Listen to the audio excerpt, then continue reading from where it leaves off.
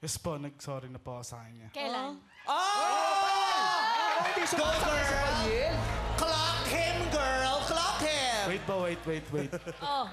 Paano ba? Ano ba yun? Anong Bali, mamaya po magsasorry ako sa kanya. Ay, hindi ka pa Ay, hindi pa nagsusorry! After 1 year, ngayon ka magsasorry? Di pa kasi tapos. Go, girl! Hindi, sandali lang. Mamaya Okay lang pala. naman yun. Kasi nga, Kaya nga siya tinatiming niya lang. nandito eh. Para gusto niya kasi live. Maraming tao. Gusto niya maraming tao. live. No, but there must have been some conversation kasi nandito kayo eh. Oo. Hindi, minsan din namin sila pinag-uusap, magkakagulatan na lang din dito. Ganon. Baka hindi pa na nila pag-usapan yun. Hindi po. Wala po kasi kaming proper closure nung naghiwalay po kami. Pero sa puntong to, sa estado ng puso mo, ng utak mo, ng kabuuan mo, may value pa ba sa'yo yung sorry niya? Wala na po, syempre po.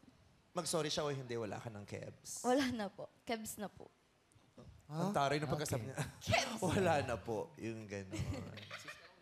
Ikaw naman, Xander, kung wala na rin namang palang value yung pagsasorry mo, will you still say sorry? Or no? And why? Yes po. But magsasorry pa rin po ako sa mga nagawa ko sa kanya.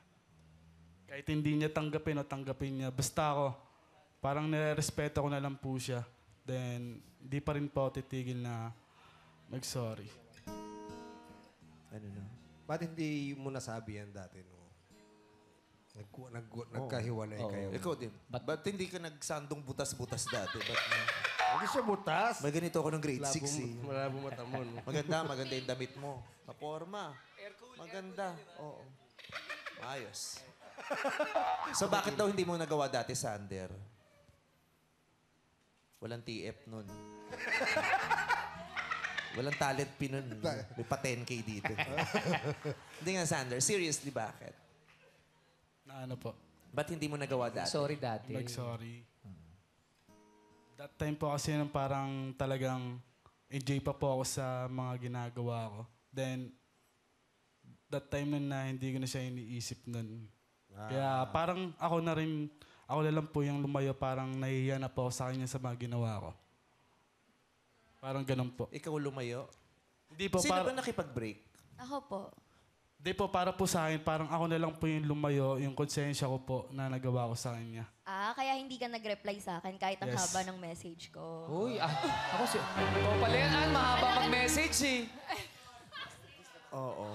Ganyan yan. Ini-expect namin mga babae, pag mahaba kami mag-message, mag-reply kayo. Parang nakakatakot itong... Bakit, Jokes, sandali.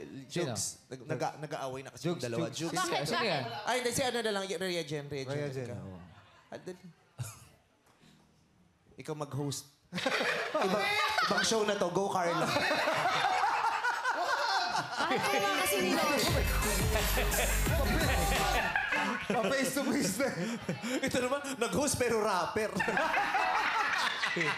Ito ka rin yan. Ano yan? May kasabihin ka ba? Ano sabihin mo? Sinundo niya yung pika ko. Easy lang, Rhea Jean. Relax lang.